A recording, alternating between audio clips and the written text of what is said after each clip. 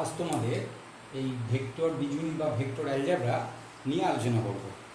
দেখো, আমরা জানি ক্লাস 9-এ ক্লাস 10-এ আমরা জেনেছি যে ভৌত রাশি, সেই ভৌত রাশি দু রকমের হয় আমরা জানি, একটা হচ্ছে স্কেলার, একটা হচ্ছে ভেক্টর। স্কেলার আর ভেক্টর জানি, এবং স্কেলার রাশি বলতে কী বলেছিল যে মান আছে, দিক বা অভিমুখ নেই, একটা নির্দিষ্ট মান পাবে কিন্তু কোনো দিক বা অভিমুখ পাবে না, সেগুলোকে আমরা স্কেলার রাশি বলেছিলাম বা শুধু স্কেলার বলেছিলাম।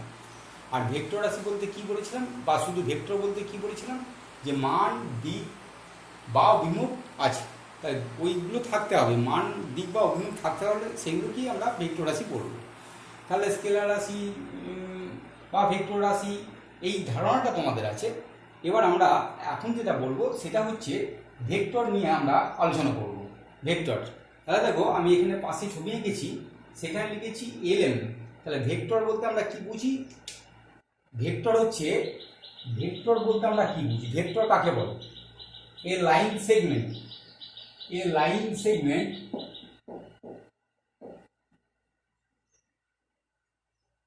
is called a vector.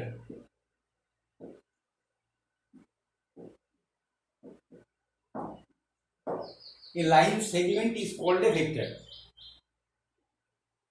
এই ভেক্টর শুধুমাত্র লাইন সেগমেন্ট হলে হবে না, একটা নির্দিষ্ট ডিরেকশন থাকতে হবে। সেক্ষেত্রে একটা কিন্তু ডিরেকশনটা একটা নির্দিষ্ট থাকতে হবে, এই ডিরেকশনটা কিন্তু থাকতেই হবে।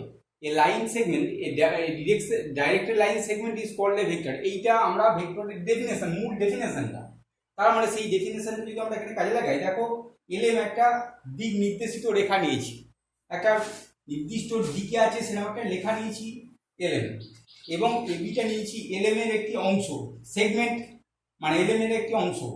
তাহলে দেখো এখানে এলএম এবং এবি, এই যে দুটোর অভিমুখ কিন্তু, তোমরা সমান দেখতে পাচ্ছ, এলএম এবং এবি অভিমুখ কিন্তু সমান। তাহলে এক্ষেত্রে দেখো এবি, এই যেটা করেছি, এবির একটা নির্দিষ্ট মান আছে, এবির একটি নির্দিষ্ট মান তোমরা পাবে, এবির একটা নির্দিষ্ট মান পাওয়া যাবে, মান ও দিক বা অভিমুখ পাওয়া যাবে। এবির একটা নির্দিষ্ট মান বা দিক বা অভিমুখ আছে, ঠিক আছে? সেইটা কোথায়? দিকটা কোথায়? এ থেকে বি এর দিকে আছে, এ থেকে বি এর দিকে আমার আছে। তাহলে এবিটাকে আমরা এখানে বলবো, অতএব এবি হলো একটি ভেক্টর,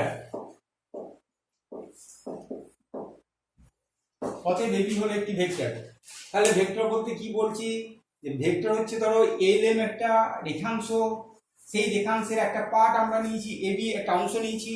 তাহলে এবি আর এলএম এর অভিমুখ সমান আছে, ধরো এই দিকে গেছে এলএম আর এবির অভিমুখ দুটোই সমান আছে। তাহলে এবির একটা, এই যে এবির পার্টটা, এই যে রেখাংশ, এর একটা নির্দিষ্ট মান আছে এবং একটা নির্দিষ্ট দিক আছে, এই জন্য এবিটাকে আমরা বলবো একটা ভেক্টর। এই ডাইরেক্টেড লাইন সেগমেন্ট, এখানটা লিখে দাও, এই directed line segment is called a vector.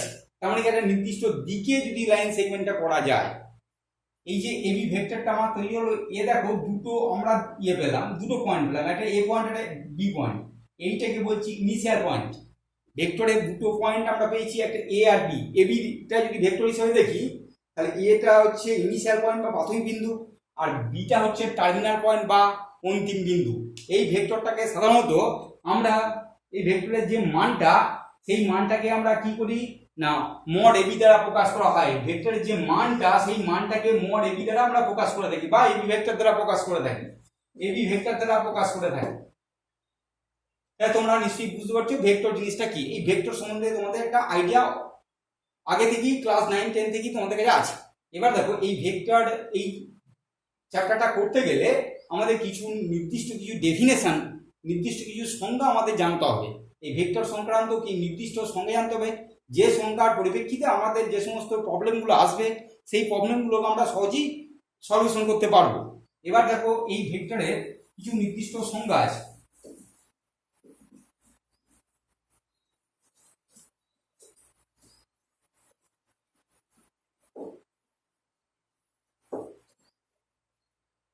সংজ্ঞাগুলো কেমন দেখো, এক নম্বর হচ্ছে শূন্য বা কিছু ডেফিনেশন আমাদের করতে হবে। বা সংজ্ঞা আমাদের করতে হবে, কিছু ডেফিনেশন বা সংজ্ঞা আমাদের জানতে হবে। সেই সংজ্ঞাগুলো 1 নম্বর হচ্ছে শূন্য ভেক্টর, শূন্য বা অকার্যকর ভেক্টর।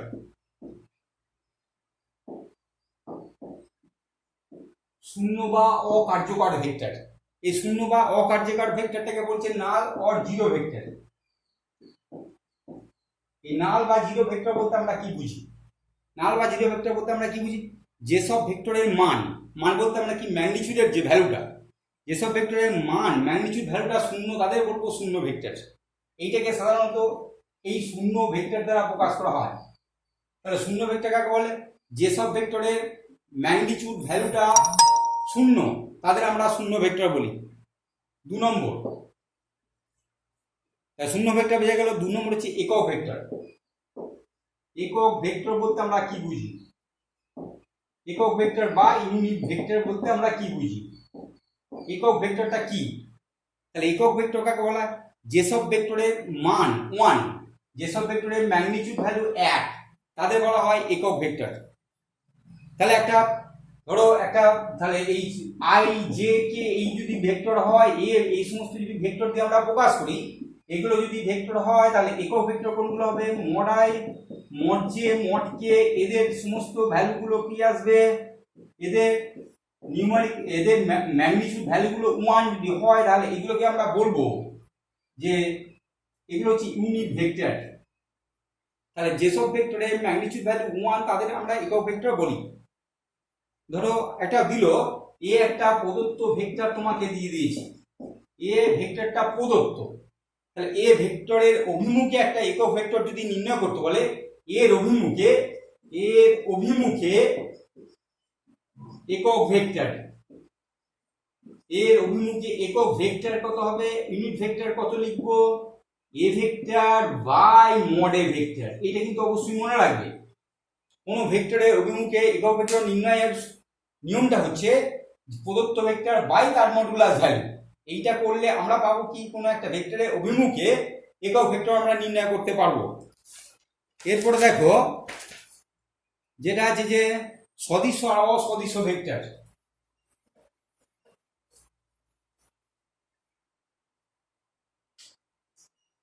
সদিশ ও অসদিশ ভেক্টর।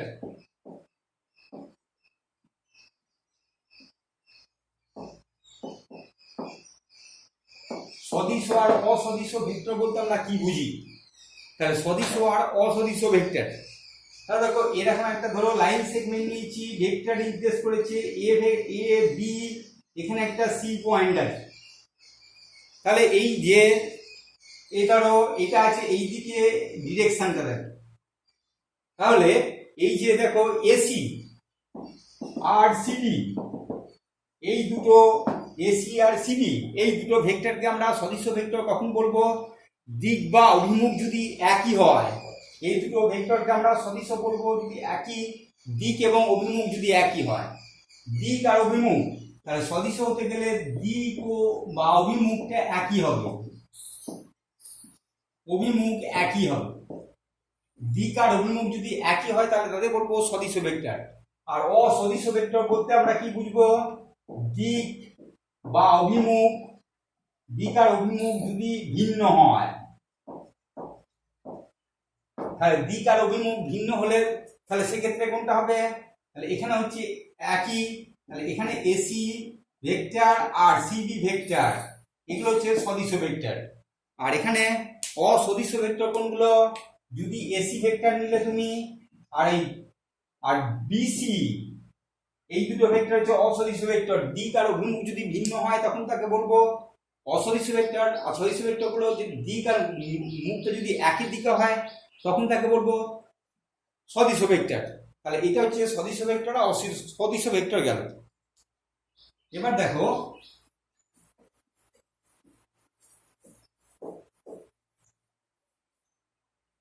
এবার হচ্ছে ইকুয়াল ভেক্টর বলতে আমরা কি বুঝি? সমান ভেক্টর। সমান ভেক্টর বলতে আমরা কি বুঝি? Equal vector.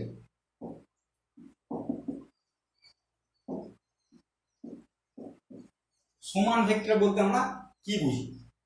তাহলে সমান ভেক্টর কাকে বলবো? ধরো এই নিয়েছি, এটা এ বি ডি, এ বির একটা মান আছে ধরো, আর বিডির একটা মান আছে। এটা হচ্ছে বিডির মান, ভেক্টরের মান, এটা হচ্ছে এ ভেক্টরকে নির্দেশ করছে। তাহলে এ বি আর বিডি ভেক্টরকে কখন সমান বলা হবে? যদি মান ও দিক A B R BD, A O B vector দুটিকে সমান বলা হবে,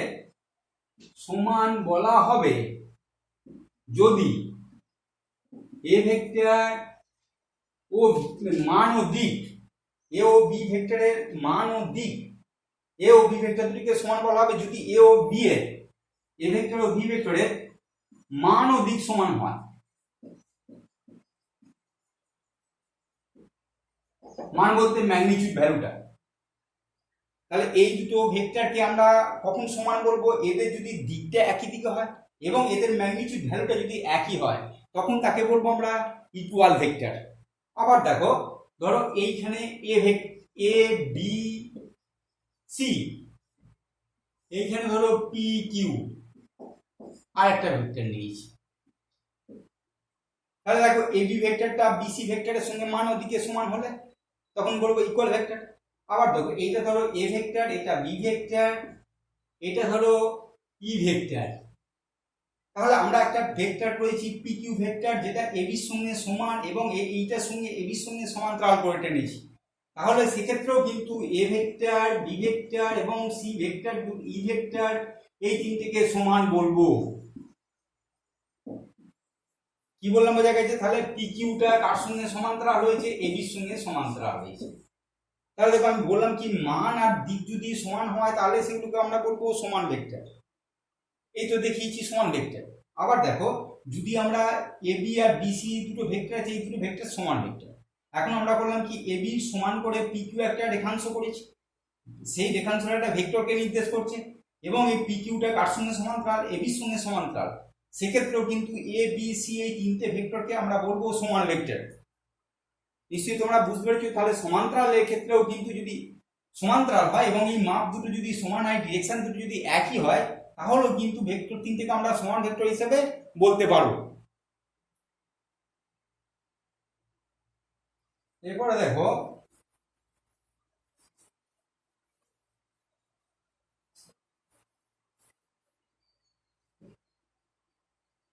সমতলীয় ভেক্টর বলতে আমরা কি বুঝি? সমতলীয় এই কথাটার মধ্যে আছে, দেখো সমতলীয় ভেক্টর বা কোপ্লেনার।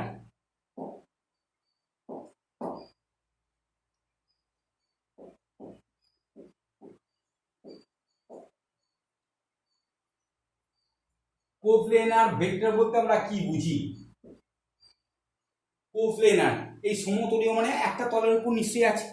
তাহলে আমরা যদি এরকম একটা তল করি, ধরো এরকম একটা তল করলাম, সেই তলটা হচ্ছে এক্স ওয়াই তল। এবার এক্স ওয়াই তলের উপরে দেখো এই এবি ভেক্টরটা আছে, এখানে আর একটা ভেক্টর আছে, ধরো এক্স ওয়াই তলের উপরে এই দুটো ভেক্টর আছে। এই ধরো এবি ভেক্টর এখানে আছে, এখানে ধরো ই এফ ভেক্টর আছে, আর একটা ধরো এখানে আছে সিডি ভেক্টর আছে। এবি ভেক্টর, এই সমস্ত ভেক্টরগুলোকে আমাদের এখানে রেখেছি।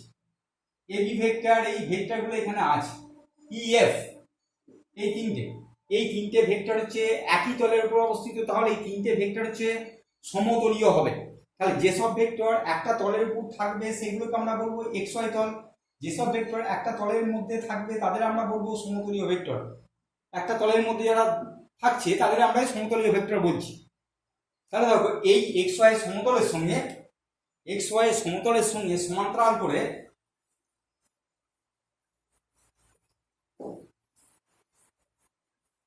এক্স ওয়াই তলের সঙ্গে সমান্তরাল করে আর একটা তল আমরা আঁকলাম, ধরো এইখানে, যেটা হচ্ছে এই এক্স ওয়াই তলের সঙ্গে সমান্তরাল করে আমরা একটা পি কিউ তল আঁকলাম। তাহলে এই পি কিউ সমতলটা কি? পি কিউ তলটা এক্স ওয়াই তলের সমান্তরাল।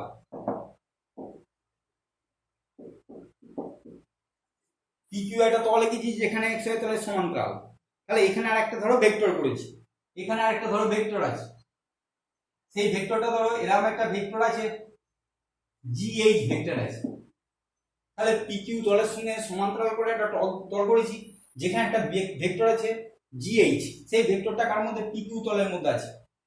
সেক্ষেত্রেও কিন্তু আমরা বলবো যে এই যে AB EF GH এগুলো হচ্ছে সমতলীয় ভেক্টর। অর্থাৎ দেখো শুধুমাত্র একটা তলের মধ্যে থাকলে তাদের যেমনি আমরা সমতলীয় ভেক্টর হিসেবে চিহ্নিত করছি, একইভাবে ওই তলটা সমান্তরাল করে যদি একটা তল আমরা সমতল আঁকি, সেই তলে যদি একটা ভেক্টর থাকে, সেই ভেক্টরটা কিন্তু এই ভেক্টরগুলোর সঙ্গে সমতলীয় হবে, AB EF এবং GH এর সঙ্গে সমতলীয় হবে। ঠিক আছে, এবার দেখো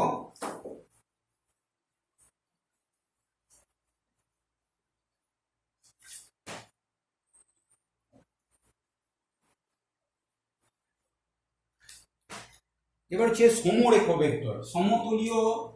তারপর হচ্ছে সমরেখ ভেক্টর বলতে আমরা কি বুঝি? সমরেখ এই কথাটার মধ্যে নিশ্চয়ই বোঝা যাচ্ছে একটি রেখার উপরই থাকবে, কোলিনিয়ার।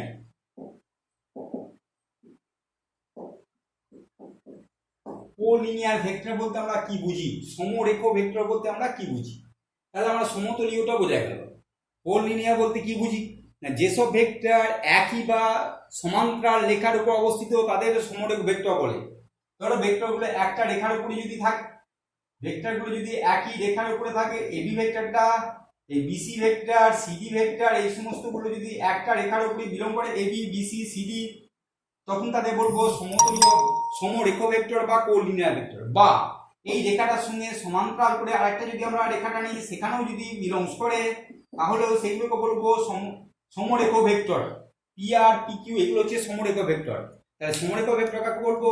যেসব ভেক্টর একই বা সমান্তরাল রেখার উপর অবস্থিত তাদের সমরেখ ভেক্টর বলা হয়। একই রেখার উপর থাকতে পারে অথবা এর সমান্তরাল সঙ্গে আরেকটা রেখার উপর থাকতে পারে, এই সমস্তগুলোকে আমরা বলবো সমরেখ ভেক্টর। ঠিক আছে, তাহলে যদি একটা বি একটা প্রদত্ত ভেক্টর হয়, বি ভেক্টরটা প্রদত্ত, ধরো এইটা আমাদের দিয়ে দেওয়া আছে, তাহলে বি ভেক্টর এ ভেক্টরের সঙ্গে সমরেখ হলে, এই বি ভেক্টরটা প্রদত্ত, এই বি ভেক্টরটা যদি এ ভেক্টরের এর সঙ্গে সমরেখ হলে, যদি সমরেখ হয়, সমরেখ হলে কি হবে? সমরেখ হলে তাহলে বি ভেক্টরটা প্রদত্ত যেটা কিনা এ ভেক্টরের সঙ্গে সমরেখ, সেক্ষেত্রে আমরা লিখি বি ভেক্টর সমান এক্স ইন্টু এ ভেক্টর।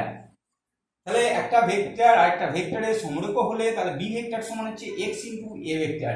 এখানে এক্সটা হচ্ছে নট ইকুয়াল টু 0, এক্স সমান হচ্ছে স্কেলার, যে কোনো একটা স্কেলার, এটা একটা স্কেলার আছে।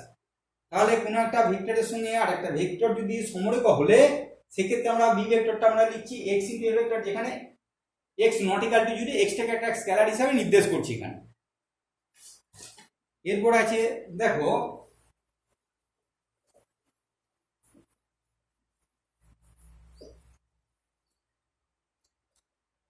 কো ইনিশিয়াল ভেক্টর আর হচ্ছে কো টার্মিনাল ভেক্টর, সহ প্রারম্ভিক ভেক্টর আর সহ অন্তিম ভেক্টর, দুটো কথা আছে। সহ প্রারম্ভিক আর হচ্ছে সহ অন্তিম।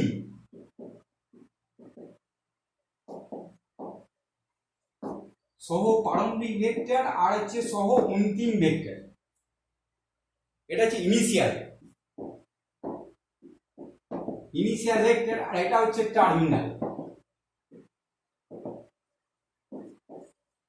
কো টার্মিনাল এটা হচ্ছে কো ইনিশিয়াল, এটা হচ্ছে কো টার্মিনাল। কো টার্মিনাল আর কো ইনিশিয়াল ভেক্টরগুলো কি?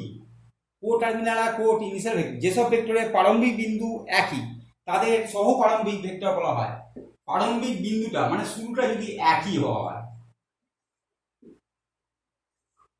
দেখো এই শুরুটা একই, শুরুটা যদি একই হয়, ধরো ও এ বি সি, তাহলে প্রারম্ভিক বিন্দুটা যদি একই হয় তাদের বলবো সহ প্রারম্ভিক ভেক্টর। আর সহ অন্তিম ভেক্টর কোনগুলো? দেখো এর উল্টোটা, ধরো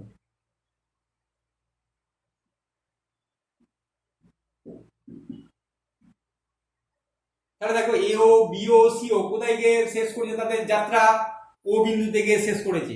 তাহলে যেসব ভেক্টরের অন্তিম বিন্দু এক, শেষ যদি একই হয় তখন তাকে বলবো আমরা সহ অন্তিম ভেক্টর।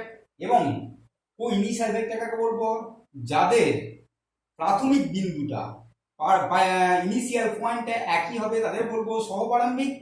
আর শেষটা যদি একই হয় তখন বলবো অন্তিম ভেক্টর, সহ অন্তিম বা কো টার্মিনাল ভেক্টর। এরপরে দেখো, এরপরে যেটা আছে সেটা কিন্তু খুব গুরুত্বপূর্ণ জিনিস, সেটা হচ্ছে তোমাদের বলেছে যে স্থানিক বা মুক্ত ভেক্টর বলতে আমরা কি বুঝি। স্থানিক বা মুক্ত ভেক্টর, স্থানিক লোকাল, স্থানিক বা মুক্ত ভেক্টর।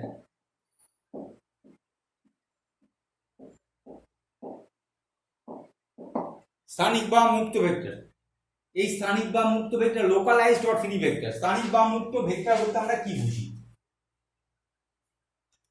ধরো আমরা একটা এবি ভেক্টরকে নিয়েছি, এখানে আমরা একটা এবি ভেক্টরকে নিয়েছি, এবি ভেক্টরকে নিয়েছি। তাহলে এবি ভেক্টরটা এই আরেকটা কেউ করেছি কি, আরেকটা করেছি একটা এল রেখা নিয়েছি, এটা হচ্ছে এল রেখা। আর এবি একটা ভেক্টর, এখানে একটা এল রেখা করেছি দেখো, আর এখানে একটা এবি ভেক্টর আছে। তাহলে এল রেখাটা কেমন রেখা, এবি ভেক্টরের সঙ্গে সমান্তরাল করে করেছি দেখো। তাহলে এল এর উপরে যদি একটা প্রাথমিক বিন্দু তুমি নাও, এল এর উপরে একটা বিন্দু ধরো নিয়েছো, পি বিন্দু নিয়েছো, এল এর উপরে একটা প্রাথমিক বিন্দু পি নিয়ে এল রেখা বরাবর, তাহলে এবি একটা ভেক্টর নিয়েছি, এবি ভেক্টরের সমান্তরাল করে একটা রেখা করেছি, সেটা হচ্ছে এল রেখা। এল রেখার উপরে একটা প্রাথমিক বিন্দু নিলাম, এই প্রাথমিক বিন্দু নিয়ে কি করলাম না, এ থেকে বি বরাবর আমরা অগ্রসর হচ্ছি। বিন্দুটা কোথা থেকে, পি বিন্দু নিয়ে এল রেখা উপরে পি বিন্দু নিয়ে উপর অগ্রসর হলাম, এবং সেখানে আমরা এল এর উপরে আরেকটা বিন্দু কিউ পেলাম, যেখানে এবি মানটা বি ভেক্টর পি কিউ মানের সঙ্গে সমান হবে, তখনই তাকে আমরা বলবো। তাহলে আমরা কি করলাম, এবি একটা ভেক্টর নিলাম, এই ভেক্টরের সমান্তরাল করে এর একটা রেখা টানলাম, এই রেখার উপরে যে কোনো একটা ধরো বিন্দু নিলাম, প্রাথমিক বিন্দু পি, এই পি বিন্দু দিয়ে এর রেখা বরাবর অগ্রসর হচ্ছি। কত পর্যন্ত অগ্রসর হলাম, কিউ পর্যন্ত অগ্রসর হলাম, যেখানে এই পি কিউর মানটা এবি ভেক্টরের মানের সঙ্গে সমান হবে, অতদূর পর্যন্ত অগ্রসর হলাম। তাহলে কোন একটা জ্যামিতিক ভেক্টরকে সমতলের যে কোনো দিকে, একটা জ্যামিতিক ভেক্টর, কোন একটা জ্যামিতিক ভেক্টরকে সমান্তরালভাবে যদি আমরা সরাই, কোন একটা জ্যামিতিক ভেক্টরকে কোন একটা ভেক্টরের সমান্তরাল করে যদি সরাই, তার ফলে কি হলো না, প্রারম্ভিক বিন্দু, আমরা প্রারম্ভিক বিন্দুটা সমতলের এই যে সমতলের উপর একটা সরলরেখাটা নিচ্ছি, এর উপরে যথেচ্ছভাবে নির্বাচন করা যায়। এই জন্য যে জ্যামিতিক ভেক্টরকে আমরা বলি মুক্ত ভেক্টর। তাহলে বোঝা গেছে বা মুক্ত ভেক্টরটা কি, জ্যামিতিক ভেক্টরকে আমরা বলি মুক্ত ভেক্টর। তাহলে মুক্ত ভেক্টর জিনিসটা কেমন দেখো, এবি একটা ভেক্টর, এই ভেক্টরের সঙ্গে সমান্তরাল করে এর একটা সরলরেখা, এর সরলরেখার উপরে আমরা একটা প্রাথমিক বিন্দু নিলাম পি, পি বিন্দুটা কি হলো না, এর সরলরেখা বরাবর অগ্রসর হচ্ছে, কত পর্যন্ত অগ্রসর হলাম, কিউ পর্যন্ত অগ্রসর হলাম। কন্ডিশন কি, এই পি কিউ মাপটা যখন এবি মাপের সঙ্গে সমান হয়ে গেল, এই পর্যন্ত অগ্রসর হলাম। তাহলে দেখো আমরা এল রেখার উপরে যথেচ্ছভাবে একটা বিন্দুকে নির্বাচন করতে পারি, এবং সেই বিন্দুটার আমরা মুভমেন্ট করতে পারি, সরাতে পারি। কতটা সরাবো, প্রদত্ত একটা ভেক্টরের সঙ্গে যতটা মাপ, সেই মাপের সঙ্গে সরালাম। এই জন্য এই জ্যামিতিক ভেক্টরকে আমরা বলি মুক্ত ভেক্টর, এই ভেক্টরটাকে আমরা বলবো মুক্ত ভেক্টর। আর স্থানিক ভেক্টর বলতে কি বুঝি, ভৌত ভেক্টরের ক্ষেত্রে, ভৌত ভেক্টরের ক্ষেত্রে যেমন ধরো বল বা সরণ, ভৌত ভেক্টরের ক্ষেত্রে প্রয়োগ বিন্দুকে একটি নির্দিষ্ট বিন্দুতে সর্বদা স্থির রাখতে হয়, প্রয়োগ বিন্দুটা একটা নির্দিষ্ট বিন্দুতে সর্বদা তোমরা স্থির রাখো বলে ভৌত ভেক্টরকে স্থানিক ভেক্টর বলা হয়। যে সমস্ত আমরা ভৌত ভেক্টর আলোচনা করেছি বা তোমরা জানো, সেগুলো ধরো বল সরণ, এগুলো এর প্রয়োগ বিন্দুকে সর্বদা একটি নির্দিষ্ট বিন্দুতে স্থির রাখতে হয় বলে ভৌত ভেক্টরকে আমরা স্থানিক ভেক্টর বলি। তাহলে ভৌত ভেক্টরকে আমরা স্থানিক ভেক্টর বলবো। ভৌত ভেক্টর যেমন হচ্ছে বল, সরণ, এগুলোকে বলা হয় স্থানিক ভেক্টর। কারণ প্রয়োগ বিন্দুকে একটি নির্দিষ্ট বিন্দুতে নির্দিষ্ট রাখতে হয়, স্থির রাখতে হয়, এই জন্য এগুলো বলা হয় স্থানিক ভেক্টর। আর মুক্ত ভেক্টর বলতে এটাকে আমরা বুঝি মুক্ত ভেক্টর। এরপরে দেখো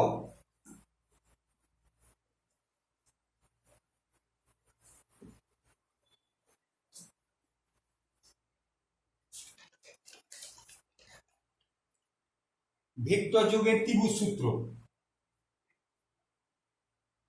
ভেক্টর যোগের ত্রিভুজ সূত্র।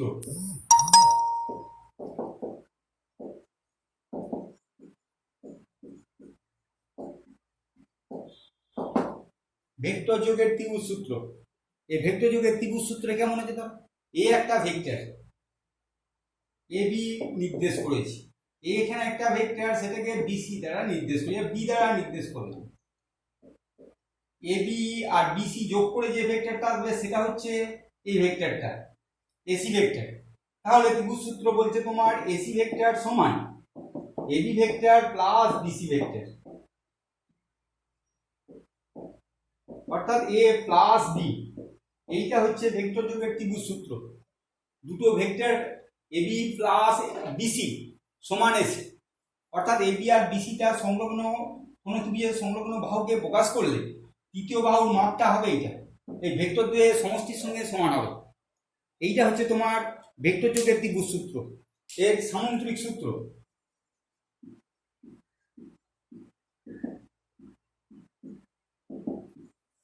তাহলে ত্রিভুজ সূত্র একটা আছে, একটা সামুদ্রিক সূত্র আছে। ধরো একটা ভেক্টর নিয়েছি আমরা, এর একটা সামুদ্রিক, সেই সামুদ্রিকটাকে আমরা প্রকাশ করছি। ধরো এরকম একটা সামুদ্রিক হচ্ছে ও পি, এটা ধরো ও থেকে পি, ও থেকে আর, এখানে একটা সামুদ্রিক করেছি যেটাকে এইটা দ্বারা নির্দেশ করছি, ও পি আর ও আর, এটা দ্বারা এ বাহু এ ভেক্টর, এটা দ্বারা বি ভেক্টরকে চিহ্নিত করা হচ্ছে। তাহলে দেখো এই দুটো ভেক্টরের প্রাথমিক বিন্দু কোনটা, ইনিশিয়াল পয়েন্ট কোনটা, শুরুটা কোনটা, ও বিন্দু। তাহলে এইখান থেকে দেখো এখানে যদি এস নাম দিই এটাকে, তাহলে এই পিএস পণ্য বরাবর যে ভেক্টরটা, পিএস পণ্য বরাবর যে ভেক্টর, ও এস পণ্য বরাবর, তাহলে ও পি এস আর একটা সামান্তরিক, যেখানে এইটা এই দুটো সংলগ্ন বাহুকে নির্দেশ করছে এ ভেক্টর এবং বি ভেক্টর। এই দুটো ভেক্টরের ইনিশিয়াল পয়েন্ট কোনটা, যেখান থেকে শুরু হচ্ছে সেটা কোনটা, এ ভেক্টর আর বি ভেক্টরের সহ প্রারম্ভিক ভেক্টর, কো ইনিশিয়াল ভেক্টর বলতে আমরা তাহলে কি বুঝবো, এইটা হচ্ছে তোমার এ প্লাস বি ভেক্টরকে প্রকাশ করবে। দেখো বা এইটার সঙ্গে সমান্তরাল করে এটা টেনেছি, তাহলে এইটার ডিরেকশন দুটো এক এবং এদের মডুলাস মানটা সমান, তাহলে এটা বি ভেক্টরকে নির্দেশ করবে। তাহলে ত্রিভুজ সূত্র অনুযায়ী তোমরা পেতে পারো এইটা প্লাস এইটা সমান এইটা, এইটা প্লাস এইটা সমান এইটা। আবার দেখো এইটার সঙ্গে এইটা আছে, তাহলে এইটা বি ভেক্টর, এটা এ ভেক্টর, এইটা প্লাস এইটা সমান এইটা। তাহলে এইটা হচ্ছে তোমার সামুদ্রিক সূত্রটা। দুভাবে আমরা পেতে পারি, ওএস কর্ণটাকে আমরা নির্ণয় করতে পারি বা পিআর কর্ণটাকেও আমরা নির্ণয় করতে পারি।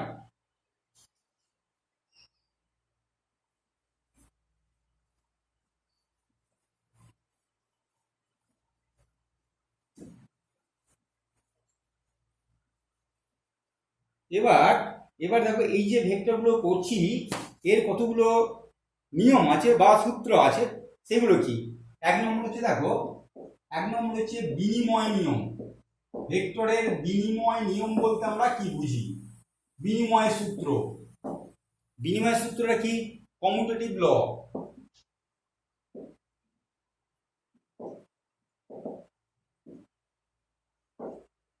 বিনিময় সূত্র বলতে আমরা কি বুঝি? তাহলে বিনিময় সূত্র বলতে দেখো এইখানে ধরো আমরা এইটাকে যদি আঁকি, এটা এবি, এটা সি, এটা ডি, এবিসি। এটা করেছি, এখান থেকে এইদিকে ডিরেকশন আছে, আর এটা আছে এই দিকে। সেক্ষেত্রে দেখো এইটার ক্ষেত্রে এসি কর্ণটা আমরা যোগ করে দিলাম, এসি কর্ণটাকে আমরা যোগ করলাম। এসি কর্ণটাকে আমরা যদি যোগ করি তাহলে এবিসি ট্রায়াঙ্গেল থেকে এইটাকে আমরা এবিসি ট্রায়াঙ্গেল থেকে এসি কর্ণটাকে আমরা নির্ণয় করতে পারবো। তাহলে এইটা যদি এ ভেক্টর হয়, এটা যদি বি ভেক্টর হয়, তাহলে ট্রায়াঙ্গেল এবিসি থেকে কি পাবো দেখো, triangle ABC A vector plus B vector সমান হচ্ছে AC vector, A vector plus B vector সমান হচ্ছে এসি ভেক্টর। আবার ট্রায়াঙ্গেল এডিসি থেকে আমরা কি পাবো দেখো, ট্রায়াঙ্গেল এডিসি থেকে কি পাবে, B vector plus A vector, B vector plus A vector সমান এসি ভেক্টর। হ্যাঁ, দুদিক থেকে আমরা পেতে পারি দেখো, এ বি সি থেকে পেতে পারি এইটা প্লাস এইটা সমান এসি ভেক্টর, আবার এইটা প্লাস এইটা সমান এসি ভেক্টর। তাহলে আমরা বলতে পারি দেখো এ প্লাস বি সমান বি প্লাস এ। তার মানে দেখো বিনিময় সূত্রটা মেনে নিচ্ছে, তাহলে বিনিময় সূত্রটা আমরা প্রযোজ্য হচ্ছে ভেক্টরের ক্ষেত্রে। এরপরে যেটা আছে সেটা হচ্ছে সংযোগ সূত্র, সংযোগ সূত্র।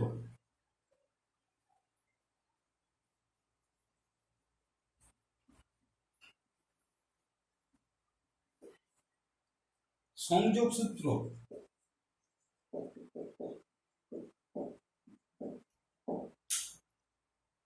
বা অ্যাসোসিয়েটিভ ল।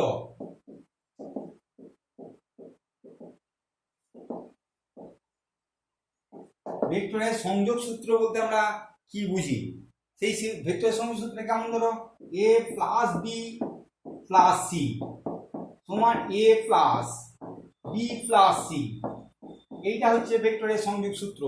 এ প্লাস বি প্লাস সি সমান এ প্লাস বি প্লাস সি, এটা ভেক্টরের সংযোগ সূত্র।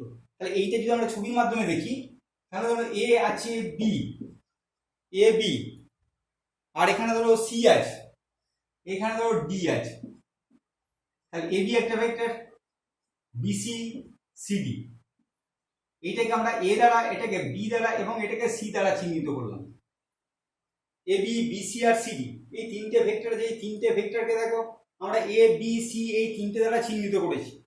আমরা কি করলাম, এইটাকে যোগ করে দিলাম, এইটাকে আমরা যোগ করলাম, এসি আর বিডি এই দুটোকে যোগ করে দিলাম। তাহলে দেখো এসি আর বিডি যোগ করলাম, আর একটা কি যোগ করলাম, এডি যোগ করে দিলাম। তাহলে ত্রিভুজ এ বি সি থেকে আমরা পাবো দেখো ত্রিভুজ এ বি সি, ত্রিভুজ এ বি সি এইটা থেকে আমরা কি পাচ্ছি দেখো, A B plus BC, A B plus BC সমান AC, A B plus BC সমান AC, A B plus BC সমান এসি। তাহলে এ বি মানে কত, A vector plus B vector সমান AC, A vector plus B vector সমান AC, ত্রিভুজ ABC থেকে এটা পাওয়া গেল। আবার ধরো ত্রিভুজ এ সি ডি, ত্রিভুজ এ সি ডি থেকে কি পাবে দেখো, ত্রিভুজ এ সি ডি, এই ত্রিভুজটি যদি আমরা নিই তাহলে AC plus CD, AC plus CD, AC plus CD সমান এসি প্লাস সিডি সমান এডি। এসি মানে আমরা পেয়ে গেছি দেখো, এসি মানে কত পেয়েছি, এ প্লাস বি পেয়েছি, আর সিডি মানে কত পেলাম, সিডি মানে সি, এ প্লাস বি প্লাস সি সমান এডি। তাহলে এ প্লাস বি প্লাস সি সমান এডি। তাহলে এই দুটো ত্রিভুজের সাহায্যে আমরা এইটা দেখালাম। আমাদের উদ্দেশ্যটা কি, সংযোগ সূত্রটা দেখানো কিভাবে আসছে। এরপরে আমরা ধরো ট্রায়াঙ্গেল যদি বিসিডি নিই, বিসিডি ট্রায়াঙ্গেলটা তুমি যদি নাও, বিসিডি ট্রায়াঙ্গেল, বিসিডি এই ট্রায়াঙ্গেলটা যদি আমরা নিই, এই বিসিডি ট্রায়াঙ্গেল নিলে কি পাওয়া যাবে দেখ, বিসিডি ট্রায়াঙ্গেল নিলে পাওয়া যাবে বি প্লাস সি, অর্থাৎ বিসি প্লাস সিডি। এই বিসিডি ট্রায়াঙ্গেল নিলে পাবো বিসি প্লাস সিডি সমান হচ্ছে ডিডি, বিসি প্লাস সিডি সমান বিডি। বিসি প্লাস সিডি মানে কি, বি প্লাস সি সমান বিডি, এটা পাবো দেখ। বিসিডি ট্রায়াঙ্গেলটা নিয়ে এটা আসবে। আবার যদি আমরা এ বিডি ট্রায়াঙ্গেলটা নিই, ট্রায়াঙ্গেল এ বিডি যদি আমরা নিই, এ বিডি ট্রায়াঙ্গেলটা নিলে কত পাওয়া যাবে? এ বিডি ট্রায়াঙ্গেলটা নিলে এ বি প্লাস বিডি সমান এডি, এ বিডি ট্রায়াঙ্গেলটা নিলে এটা পাওয়া যাবে। তাহলে এ বি মানে কত? A vector. আর বিডি মানে কত? বিডি মানে আমরা পেয়ে গেলাম বি প্লাস সি ভেক্টর।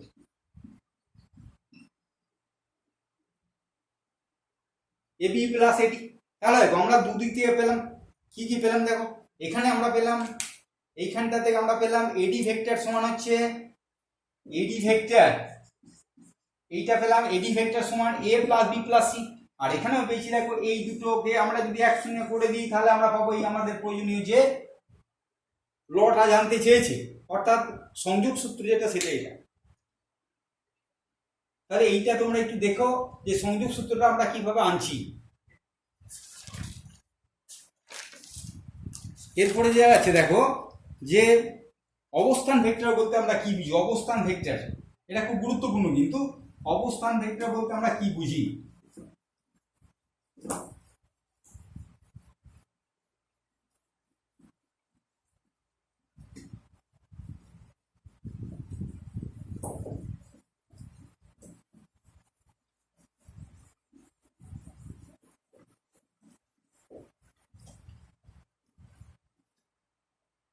অবস্থান ভেক্টর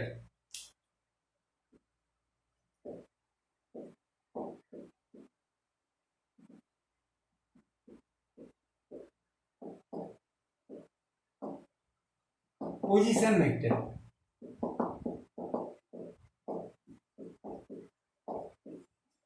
এই অবস্থান ভেক্টর বলতে আমরা কি বুঝি। তাহলে দেখো এরকম একটা ভেক্টর করেছি, ও বিন্দু শুরু, এইখানে ভেক্টরটা পি দ্বারা স্মল পি দ্বারা নির্দেশ করলাম। তাহলে ও বিন্দুকে ভেক্টরে যদি আমরা মূল বিন্দু ধরলে ওপি কে আমরা বলবো পি বিন্দুর অবস্থান ভেক্টর। এই ওটাকে যদি আমরা ভেক্টরের মূল বিন্দু ধরি তাহলে ওপি কে আমরা বলবো পি বিন্দুর অবস্থান ভেক্টর। এটাকে আমরা স্মল পি দ্বারা ধরো চিহ্নিত করলাম, ওপিটাকে বলা হবে পি বিন্দুর দ্বারা অবস্থান ভেক্টর। এটা হচ্ছে ভেক্টরের মূল বিন্দু।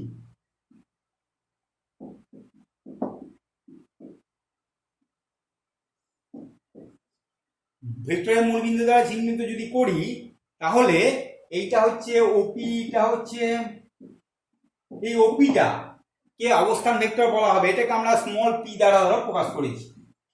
এটাই হচ্ছে অবস্থান ভেক্টর। ওপিটাকে বলবো পি বিন্দুর অবস্থান ভেক্টর। ধরো এখানে ভেক্টর মূল বিন্দু এখান থেকে এই দুটো আছে, ধরো এ আর বি ভেক্টর, ও বি আর বি, এই দুটো আমি যোগ করে দিলাম।